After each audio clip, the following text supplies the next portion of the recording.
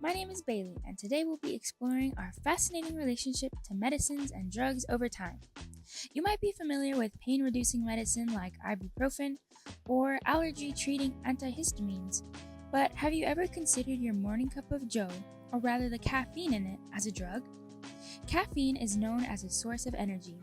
On the biological level, caffeine is a stimulant that inhibits adenosine receptors, which allows for arousal or brain activity that reduces drowsiness. In other words, caffeine blocks sections of the brain responsible for sleepiness, allowing for less time to feel sleepy.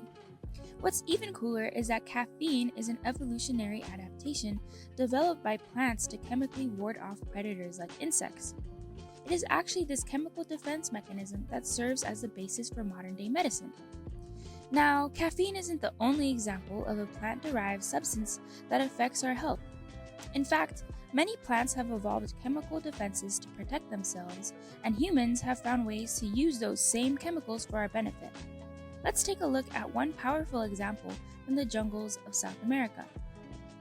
The relative of coffee trees, cinchona trees, actually contain the chemical structure makeup that, when isolated, gives quinine, a treatment for malaria. People native to Peru had actually been chewing this bark to cure malaria long before the drug quinine was used pharmaceutically. This phenomenon of using plants as drugs has actually been practiced for millennia.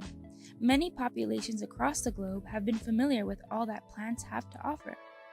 This knowledge of plants can be defined as ethnobotany, or the study of native people's knowledge of local plants that have had an eventual impact on drug and medicinal knowledge.